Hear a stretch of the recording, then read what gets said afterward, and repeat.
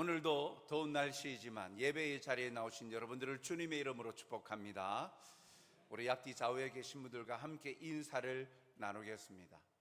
살아계셔서 감사합니다. 모든 것이 하나님의 은혜입니다. 오늘도 은혜로 삽시다.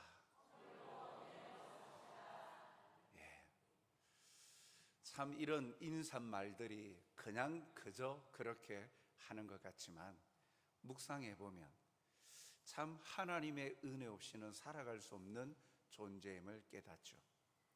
하나님의 존재를 인식하고 사는 것이 참 이와 같이 감사하는 자로, 또 은혜를 아는 겸손한 자로 살아갈 수 있습니다. 그런데 이러한 하나님과의 관계 속에서 뿐만 아니라 사람과의 관계 속에서도 그런 존재와 그러한 역할에 대해서 인식을 하고 또 생각을 한다면 배려하고 또 관계가 질이 달라지죠.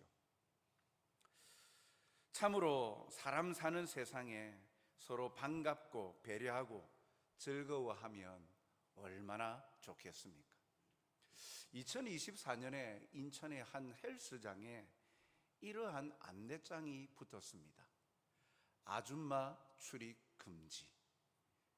그래놓고 그 밑에 뭐라고 부연 설명을 했냐면 그 안내문 밑에는 교양 있고 우아한 여성만 출입 가능이라고 적어놨어요. 그리고 또 페이지로 더 덧붙여서 부연 설명을 또 해놓았습니다. 이 헬스장은 아줌마와 여자를 구별하는 기준이라면서 이렇게 적어놨어요. 나이를 떠나 공짜 좋아하면 아줌마, 대중교통 이용 시 임산부 배려석에 앉아서 가면 아줌마, 둘이 커피숍 와서 커피 한 잔 시키고 컵 달라고 하면 아줌마. 이런 아줌마 출입 금지 해놓은 거예요. 즉 이 헬스장은 이기적이고 매너 없는 사람들을 아줌마로 칭하고 헬스장에 들어올 수 없다라고 한 겁니다. 웃고 넘기기에는 사실은 단순히 매너 없는 사람, 매너를 지킵시다 하면 되는데 특정한 성별을 지칭해서 혐오를 유발하는 거죠. 혐오, 싫어하고 미워하는 것, 비하하고 혐오하는 것. 아줌마가 그렇게 뭔 잘못을 했습니까? 왜 매너 없는 대상을 아줌마라고 지칭하느냐는 거죠. 국어사전에도 아줌마는 아주머니를 친밀하게 부르거나 낮게 부르는 표현이라는 것도 있긴 있습니다. 그런데 이러한 표현들이 그저 웃자고 한 말이 다른 사람에게는 폭력이 되는 그러한 표현들이 많습니다. 흔히들 식충이라는 표현이 있어요. 사람을 벌레 취급하는 거죠. 밥벌레라는 거죠. 밥만 축내고 아무런 도움을 안 준다는 거예요. 식충이. 그 다음에 저도 최근에 알게 되었는데 결정장애라는 말도 사실은 이 선택을 잘 하지 못하는 사람을 지칭해서 결정장애를 가졌다라고 이야기합니다. 신조어입니다. 의학 명칭이 아니에요. 질병의 명칭이 아니에요. 그러니까 장애인을 비하하는 것이죠. 또 무슨 그 어린이를 또 초보자나 입문하는 사람들을 뭐뭐리니 하여 요리 초보자를 요리니, 헬스장에 처음 가는 헬리니, 또 뭐 테니스를 잘 못 치는 테리니, 모든 거에다가 리니를 붙입니다. 그러니까 초보자나 입문 과정이 잘 서툴러서 잘 하지 못하는 사람들을 리니라고 하는데, 또 따져보면 어린이라는 것에 대해서 그냥 초보자 입문자라고 하면 되는데 어린이를 빗대어서 이렇게 신조어가 만들어져서 이용을 해요. 그런데 이러한 것은 특정 집단을 비하 조롱하는 표현이 일상화되고 단순한 농담으로 넘어가서 갈등과 차별을 짓는 이 사회 현상으로 자리 잡습니다. 이 표현들을 재미삼아 그냥 웃고 넘기자는 식으로 이야기들을 많이 하죠. 그런데 이러한 표현이 농담처럼 반복되면 일상 언어로 굳어져 버린다는 거예요. 비정상적인 언어인데 일상 언어로 굳어져 버린다. 그런데 그것 때문에 상처받고 피해 있는 사람들이 생겨난다는 거예요. 특별히 청소년층, 청년층에서 이러한 신조어들이 굉장히 많이 양산됩니다.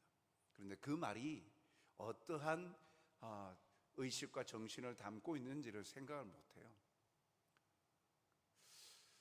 이러한 것들로 인하여 사회 현상으로 굳어지다 보면 혐오성 발언이 혐오가 아니라 그냥 문화죠. 그냥 웃자고 한 말인데, 농담인데 뭘, 이렇게 넘어가면 되어버리는 거예요. 그런데 정작 그 피해를 입은 사람은 얼마나 억울하고 힘들겠습니까? 관계를 해치는 것입니다. 그래서 자기하고 좋은 관계 있는 사람은 그렇게 말 안 하면서 좀 관계가 싫고 좀 그래서 멀리하고 싶은 사람, 그런 사람들에게는 이러한 혐오성인 발언들을 많이 하죠. 이런 것들이 이제 일반 사회화 되니까 너무 사회가 극단적으로 가버리는 거예요. 누구 출입 금지, 뭐 잘못하고 뭐 하고 하면 이런 식의 극단적으로 아예 그냥 선을 그어버리는 거죠. 타협하고 배려하는 내용들이 없어져 가는 시대에 우리가 살아가고 있어요. 그러면 우리 그리스도인도 우리 사회 문화니까 그렇게 우리가 적절히 사용하면서 이거 사는 게 뭐 문제냐? 그냥 그렇게 우리도 편성해서 지나쳐야 될까? 그런데 생각해 봐야 될 부분이 있죠. 우리는 하나님 앞에서 하나님을 믿고 섬기는 신앙, 그리스도인들입니다. 즉, 사실 하나님을 기쁘시게 하는 사람은요, 사람도 기쁘게 하고 건강한 관계를 맺어가요. 왜요? 곧 신앙은 신앙의 영역에만 머물지 아니하고 그 사람의 삶의 태도로도 나타나기 때문입니다. 하나님과의 관계의 태도뿐만 아니라 진정한 신앙을 가진 사람은 사람과의 관계에서도 하나님께 대한 하나님 관계 속에서 하나님의 뜻과 정신을 본받기 때문에 삶의 태도에서도 그렇게 정직하고 바르고 겸손한 태도로 나타난다는 거죠. 그러면 오늘 말씀을 통해 하나님을 기쁘시게 하는 것이 뭘까? 이걸 우리가 함께 같이 살펴보면서 우리가 살아가는 이 땅에서 이 그리스도인의 사명과 역할을 함께 묵상해 보면 좋겠습니다. 먼저 첫 번째로 우리가 보게 되는 건 오늘 본문에 보면 에녹이 소개가 되고 있습니다. 이 에녹은 동행함으로 하나님을 기쁘시게 한 사람이죠. 5절에 보니까 에녹은 하나님을 기쁘시게 하는 자라 하는 증거를 받았느니라. 에녹은 하나님을 기쁘시게 하는 자라고 이렇게 이야기를 하죠. 증거를 받았다. 자기가 한 말이 아니라 모든 사람이 인정할 정도로 대명사격으로 에녹 하나님을 기쁘시게 한 자라고 이렇게 불려졌다라는 거예요. 에녹의 존재 자체가 하나님께 기쁨이었다라는 거예요. 사람들과의 관계 속에서 기쁨이 되는 존재는 축복받고 환영받습니다. 사람들에게 그렇죠. 하물며 하나님께 기쁨 받는, 하나님을 기쁘시게 하는 자는 하나님의 전폭적인 지지와 축복받지 않겠습니까? 하나님께 기쁨이 된다라는 것은 그리스도인 누구나 바라는 모습 아닙니까? 그러면서 이 에녹의 모습을 보면 에녹은 죽음을 보지 않고 하나님께서 데려가신 몇 안 되는 사람 중에 하나죠. 엘리야 선지자, 그리고 부활하신 주님. 성경에 나와 있는 인물 중에 죽음을 보지 아니하고 하나님께로 데려간 사람은 이들 뿐이다. 오늘 본문에서는 하나님께서 데려가셨다라고 하죠. 5절 상반절을 보니까 믿음으로 에녹은 죽음을 보지 않고 옮겨졌으니 하나님은 그를 옮기심으로 다시 보이지 아니하였다라고 합니다.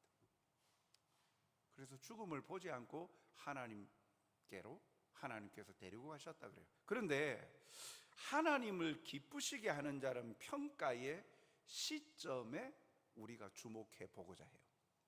하나님을 기쁘시게 한 자라고 하는 불리어졌던 그 시점이 언제냐라는 거예요.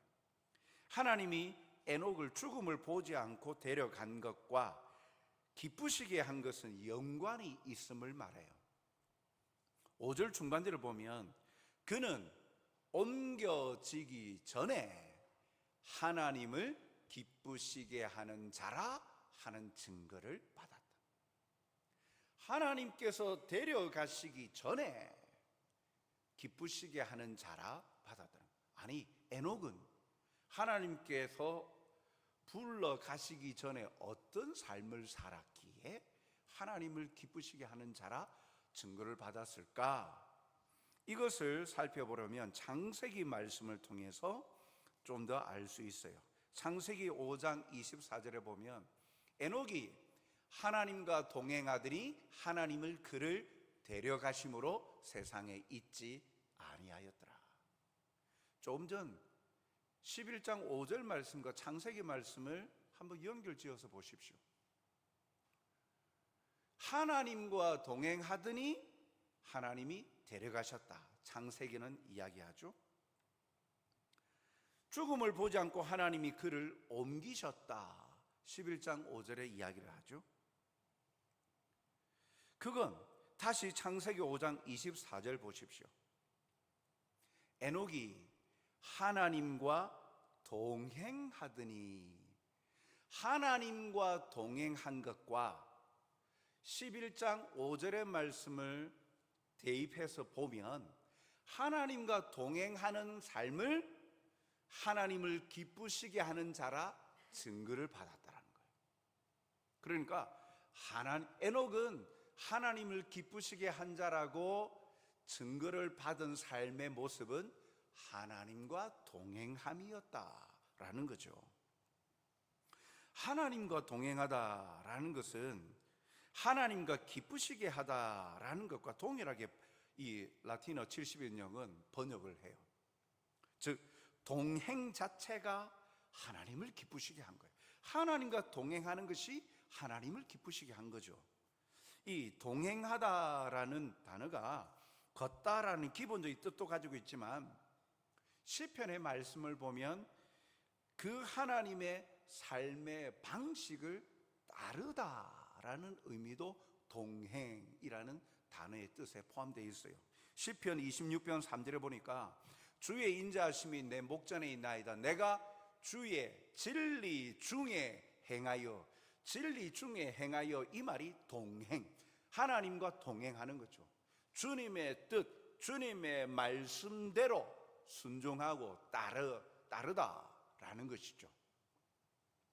따라서 에녹이 하나님과 동행했다라는 건 하나님께서 원하시는 삶의 원리에 따라서 마치 하나님과 한 몸처럼 움직였다라는 거예요. 하나님과 매우 친밀하게 교제했음을 말하죠. 그래서 하나님이 가고자 하시는 방향으로 시선을 옮기고 향하고 이끄시는 대로 간 것입니다. 철저히 하나님께 에녹 자신의 삶을 맞추어 순종한 삶을 살았어요. 이것을 동행하였다라고 말하고 오늘 히브리서 11장에서는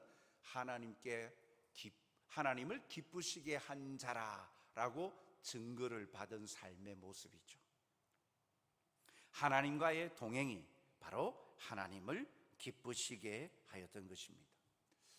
사랑하는 성도 여러분, 이스라엘 백성들은 광야 여정을 통해서 하나님과 동행하는 훈련을 받았어요. 구름 기둥과 불 기둥으로 인도하시고 그 이끄시는 대로 걸음을 걷고 나아갑니다. 그 걸음에는 때로는 불순종과 불평 때문에 당하는 고통도 있었지만, 그러나 하나님의 도우심과 채워주심이 있었어요. 하나님과 동행하는 삶의 모습, 하나님께서 어떻게 하시는가 하는 것이 이 애굽에서 출애굽하고 그 광야 여정 속에 나타납니다. 신명기 29장 5절은 이렇게 말씀해요. 주께서 40년 동안 너희를 광야에서 인도하게 하셨거니와 너희 몸에 옷이 낡아지지 아니하였고 너희 발에 신이 헤어지지 아니하였으며, 40년간 이끄셨다, 40년간 동행하셨다. 그 광야 속에서도 하나님과 동행한 이스라엘 백성들의 삶에는 부족함이 없도록 채워주시고 지켜주시고 보호해 주셨다, 인도해 주셨다라는 거예요. 그러므로 하나님과 동행하는 자들은 복됩니다. 시편 128편 1절에 보면 여호와를 경외하며 그의 길을 걷는 자마다, 동행하는 자마다 복이 있도다 라고 말씀하죠. 하나님과 동행함으로 참으로 이런 복을 누린다, 하나님의 채워주심의 은혜를 누린다.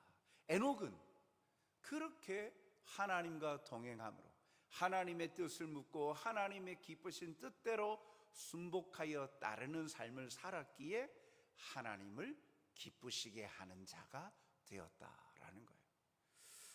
그러므로 하나님과 동행함으로 은혜를 누리는 우리 모두가 되시길 주님의 이름으로 축복합니다. 그것이 하나님을 기쁘시게 하는 거예요. 그러면 어떻게 에녹의 동행은 하나님을 기쁘시게 하는 자라 증거를 받았습니까? 그것은 믿음으로만 가능해요. 하나님과 동행했다, 하나님을 기쁘시게 했다, 그 본질의 내용을 보면 오늘 히브리서 11장에는 크게 두 가지로 이야기하는데, 본질은 믿음으로 하나님을 기쁘시게 했다는 거죠. 6절 상반절에 보니까 믿음이 없이는 하나님을 기쁘시게 하지 못하나니, 오직 하나님을 기쁘시게 하는 건 믿음밖에 없다라는 거예요. 그 믿음이 뭡니까? 그 믿음은 두 가지로 표현되는데, 첫째는 하나님 존재에 대한 믿음입니다. 6절 중반절에 보니까 하나님께 나아가는 자는 반드시 그가 계신 것을 믿어야 할지니라. 하나님을 만나는 사람, 하나님께 나아가는 사람은 하나님께서 반드시 살아 계신 것을 믿는 믿음으로 나아갈 때 하나님을 기쁘시게 한다는 거예요. 하나님을 기쁘시게 하는 사람은 하나님의 은혜와 복을 누리죠. 지속적으로 하나님이 살아 존재하시는 분으로 믿는 믿음이에요. 하나님이 살아 계신다는 사실을 인정하지 않고서는 하나님을 지속적으로 기쁘시게 할 수가 없어요. 하나님이 살아 계신다라는 것을 믿는 믿음은 하나님을 첫째, 창조주로 믿는 거예요. 둘째, 삶의 주관자로서 존재하심에 대한 믿음이에요. 골로새서 1장 16절을 보면 만물이 그에게서 창조되되 하늘과 땅에서 보이는 것들과 보이지 않는 것들과 혹은 왕권들이나 주관들이나 통치자들이나 권세들이나 만물이 다 그로 말미암고 그를 위하여 창조되었고 라고 말하죠. 즉 모든 것이 하나님께로부터고 하나님께로 말미암고 다시 하나님께로 돌아간다라는 거예요. 창조주 하나님으로 살아 계신다라고 믿는다는 것은 우리의 시작점이 되는 거죠. 우리가 존재하는 이유를 하나님에게서 발견하는 거예요. 인생의 참 의미가 뭡니까? 인생의 목적이 뭘까? 사람들은 끊임없이 질문하고 고민합니다. 철학을 통해서 그걸 발견하려고 합니다. 세상의 그런 앞선 세대의 역사들을 보면서 교훈을 찾으려고 하고, 부단히도 사람됨이 뭘까? 사람의 행복이 뭘까? 찾으려고 하죠. 그런데 성경은 분명하게 하나님이 살아 계시는데 창조주로 살아 계신다라는 사실을 믿는 믿음을 통해서 자기가 누구인지를 보게 되는 거예요. 자기가 누구인지를 알려면 나를 창조하신 하나님께 질문하고 그리고 답을 얻는 거예요. 그렇기 때문에 창조주로 계심을 믿는다면 우리의 시작이, 우리가 어떤 삶을 살아야 되는지 하나님께로부터 답을 얻는 것이죠. 그래서 사람의 참 행복이 무엇이구나 하는 것을 발견하게 되는 거예요. 또한 주관자로 하나님은 살아계심을 믿는다. 온 세상 우주 만물의 주인으로서 지금도 살아서 역사하시는 주관자로 하나님이 살아계심을 믿는다라는 믿음을 가진다는 것은 소기문답 1문처럼 사람의 목적인 하나님의 영광을 위하여 사는 삶, 인생의 목적을 깨닫고 그대로 살아가는 삶을 사는 거죠. 하나님께 영광 돌리는 삶을 사는 것, 그것이 인생의 참 의미와 목적임을 깨닫게 되어지는 것이죠. 이러한 믿음을 소유한 자는 삶의 방식이 달라질 수밖에 없죠. 이러한 믿음, 하나님이 살아계신 것을 믿는 믿음, 창조주로 살아계시고 주관자로서, 삶의 주관자로서 살아 역사하시는 분이라고 믿는 믿음을 가지고 사는 사람은 그 삶의 방식이 달라집니다. 삶의 모든 영역에 주관자로 역사하고 계심을 믿기에 하나님의 뜻을 묻고 발견하고 그 뜻을 이루는 것을 삶의 목적으로 살아가는 거예요. 무엇을 더 많이 얻을까? 무엇을 더 쟁취할까? 다른 사람보다 경쟁 구도에서 더 높이 올라갈까? 그것을 통해서 행복의 의미를 발견하는 것이 아니라 진정한 행복이 하나님의 뜻, 나를 창조하시고 나를 존재하게 하신 하나님의 진정한 뜻을 발견할 때 비로소 참 행복을 누리는 것이죠. 즉 하나님과의 관계 속에서 인생의 참 행복을 발견하는 거예요. 사람 사용 설명서, 어떻게 사람을 이해하고 사용하면 잘 살 수 있을까? 하나님과의 관계 속에서, 창조하신, 제작하신 하나님과의 관계 속에서 그 뜻을, 해답을 얻게 되는 거죠. 하나님의 뜻이야말로 모든 인간 생활의 유일한 법칙으로 받아들입니다. 또 복의 근원이신 하나님이라는 그 지식이 있기에 궁핍하거나 어려움을 당할 때도 주저하지 아니하고 하나님께 달려가서 구하는 거예요. 하나님께 해답이 있음을 알고, 무엇을 내가 잘못했는지, 무엇을 줄여야 되는지, 무엇을 붙잡아야 되는지, 무엇에 더욱더 집중해야 되는지, 나의 선택과 집중이 어디를 향해야 되는지 하나님께 달려갈 때 비로소 하나님께서 알려주시고 보여주신다는 거죠. 결국 하나님이 계신다고 인지하고 믿는 사람은 그 사람의 태도는 하나님께 대한 경외심으로 표현되는 거예요. 하나님을 경외하는 거예요. 그래서 늘 하나님과 동행하는 삶을 살죠. 사랑하는 성도 여러분, 하나님께서 창조주요 삶의 주관자이심을 믿는다면 오늘날 일어나고 있는 일들에 대해서 우리가 구할 태도는 하나님께 구하는 태도죠. 즉 기도예요. 겸손할 수밖에 없는 거죠. 나는 아무것도 아닙니다. 나는 할 수 없습니다. 주님만이 하실 수 있습니다. 알려주시옵소서. 보여주시옵소서. 깨닫게 하여 주시옵소서. 무엇을 붙잡아야 될지, 무엇을 버려야 될지 알려주시옵소서. 하나님께 묻는 거예요. 구하는 거예요. 그것은 곧 기도의 자리로 나가는 것이죠. 진정 하나님이 창조주요 삶의 주관자로 살아계심을 믿는 믿음을 소유한 그리스도인이라면 기도의 자리에 나갈 수밖에 없는 거예요. 그 기도의 자리를 통하여서 내가 누구인지를 발견하고 내가 뭘 해야 되는지, 무엇을 할 때 행복한지, 진정한 내가 놓치고 있는 것이 무엇인지 깨닫게 되어지고 다시금 회복되어질 수 있기 때문입니다. 다른 것에 마음을 두지 않습니다. 점을 보러 다니고 부적을 지니는 어리석은 행동이나 권력에 빌붙어서 이익을 취하려 하지 않습니다. 살아계신 하나님을 인정하고 믿음으로 나아가 하나님께로부터 인생의 참 행복의 답을 얻어가시는 저와 여러분이 되시게 주님의 이름으로 축복합니다. 또한 두 번째, 하나님을 기쁘시게 하는 자라 증거를 받은 그 믿음은 무엇이냐?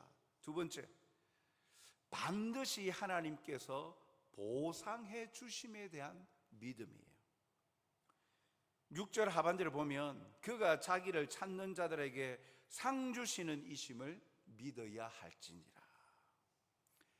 그가 하나님을 찾는 자들에게는 반드시 빈손으로 돌려보내지 않고 보상해 주신다 라는 그러한 하나님이심을 믿는 믿음을 가지는 것이죠. 하나님께서는 빈손으로 돌려보내지 않으십니다. 반드시 보상해 주십니다. 잠언서 22장 4절에도 보면 겸손과 여호와를 경외함의 보상은 재물과 영광과 생명이라. 살아갈 삶에 필요한 것들을 재물을 주시고 또한 영광에 이르도록 해 주시고 영생에 이르도록, 이 모든 것이 단회적인 것이 아닙니다. 겸손과 여호와를 경외함에 보상은 하면서 재물과 영광과 생명이니라. 이것은 그냥 한 번 주고 땡 하는 것이 아니에요. 지속성이에요. 지속적으로 끊임없이 공급해 주신다. 그래서 최종 종착지에 이르게 그래 누리도록 도와주신다, 보상해 주신다 라고 말씀하시는 겁니다. 하나님을 찾는 자들에게는 간절함이 있죠. 그 간절함으로 하나님을 만납니다. 잠언서 8장 10절에도 보면 나를 사랑하는 자들이 나의 사랑을 입으며 나를 간절히 찾는 자가 나를 만날 것이라. 간절히 찾는. 그래서 우리는 단순히 아무런 열정 없이 의무감에 떠밀려서 하나님을 찾는 게 아니에요. 이를 시편 119편 10절에 보면 내가 전심으로 주를 찾았다. 마음을 다하여서, 다른 곳에 눈 돌리지 않고 다른 곳에 마음 두지 않고 마음의 100%를 다하여서 하나님을 찾았다. 간절함이고 전부를. 그러니까 나는 아무것도 아닙니다. 하나님이 없이는 아무것도 할 수 없습니다. 도와주시옵소서. 이게 이제 전심으로 찾는 거죠. 마치 목마른 사슴이 시냇물을 찾듯 간절함으로 찾는 거예요. 이런 자들에게 하나님은 가장 큰 선물을 주세요. 창세기 15장 1절 말씀에 보면 아브라함아 두려워하지 말라. 너는 내 방패요 너의 지극히 큰 상급이니라 라고 말씀하죠. 사랑하는 성도 여러분, 하나님의 백성된 그리스도인들은 사람을 의식할 수밖에 없는 세상 속에서 살아갑니다. 우리의 신분과 삶의 목적이 분명히 세상과는 다르죠. 그런데 신앙과 삶은 다른 영역이 아닙니다. 하나죠. 하나님을 기쁘시게 하는 삶을 사는 자.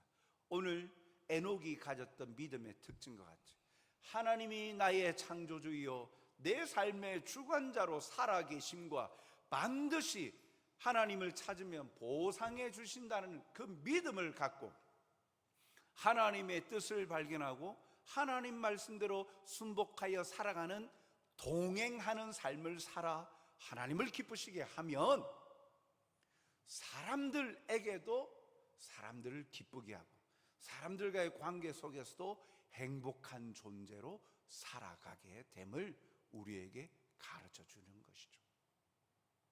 점점 우리가 살아가는 이 사회는 양극단과 혐오와 너무 쉽게 재단을 해버리는 시대를 살아가고 있습니다. 그래서 벽들이 너무 많아져 가고 있어요. 단단한 벽들이 많이 생겨버립니다. 친밀하게 좀 교제하면서 뭔가 좀 알아보려고 하고, 뭔가 이해해 보려고 하고, 뭔가 맞추어 보려고 하고, 그래서 뭔가 함께 만들어 가려고 하기보다는 처음 딱 한번 살짝 간보고는 넌 내 편 아니야, 저기야, 탁탁 결정 지어버리고 그냥 벽들을 세워버리는, 그래서 너무 혐오성 발언들이 나오고 그러한 문화들이 팽배져가는 시대를 우리가 살아가고 있어요.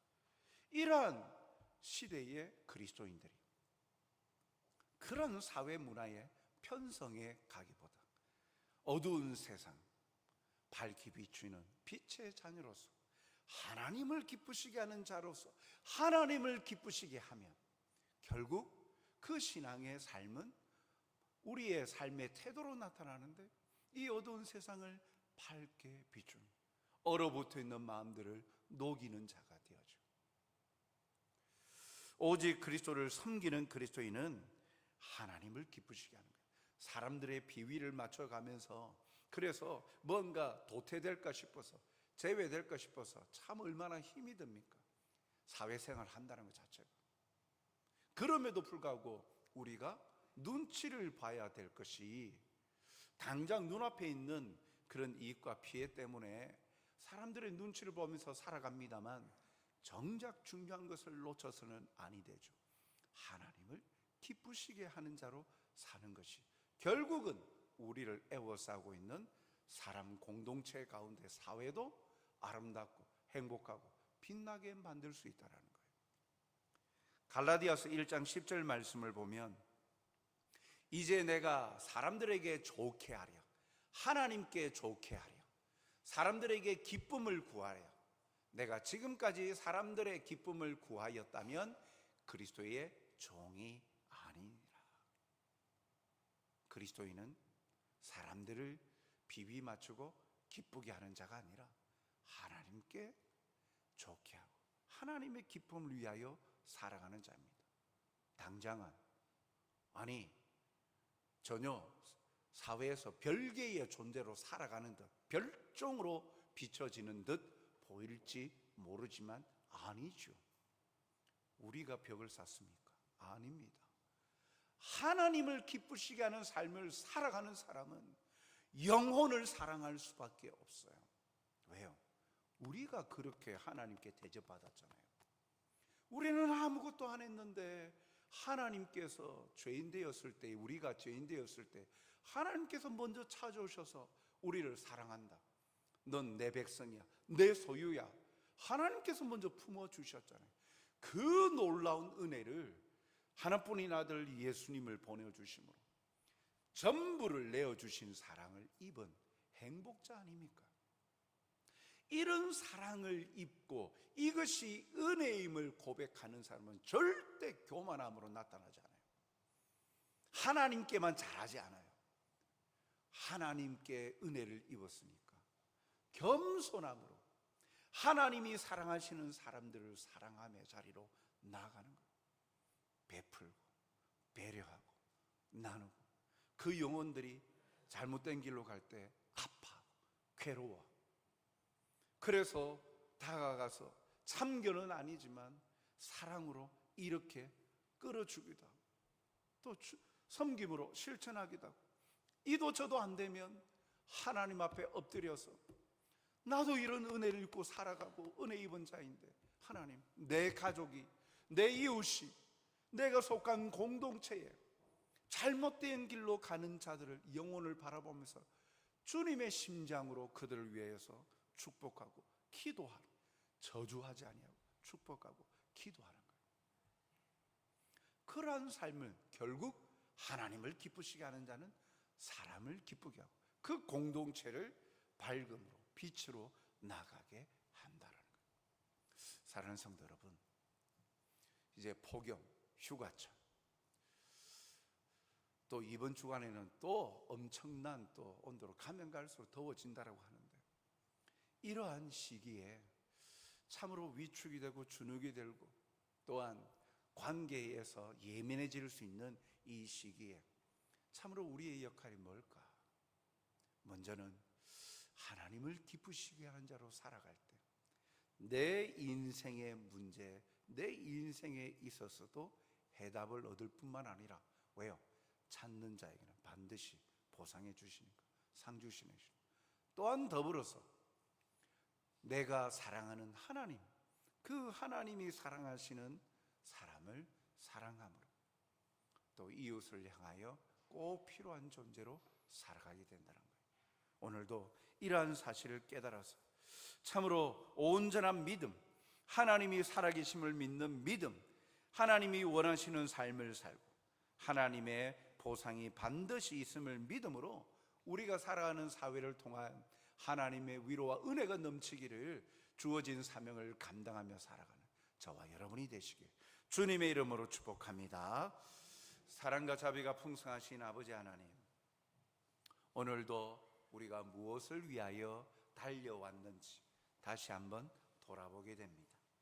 우리의 삶의 자리에서 참으로 눈앞에 놓여진 일들을 해결하려고 그렇게 급급하고 편협되어진 시각으로만 살았던 것, 그래서 나 자신만을 위하고 나의 유익만을 위하여 살았던 우리의 모습들은 있지는 않는지, 오늘 에녹의 삶을 통하여 하나님을 기쁘시게 하는 자로서 그 믿음을 소유한 자답게 하나님께 인정함 받을 뿐만 아니라 우리가 살아가는 이 사회에 하나님 더욱더 단단해져 가고 더욱더 벽돌이 많이 생겨져 가는 이 사회를 하나님 우리의 삶을 통하여 부드럽게 변화되어지며 하나님의 진리의 말씀들로 새롭게 세워갈 수 있는 일에 쓰임받는 그릇들이 되게 하여 주시옵소서.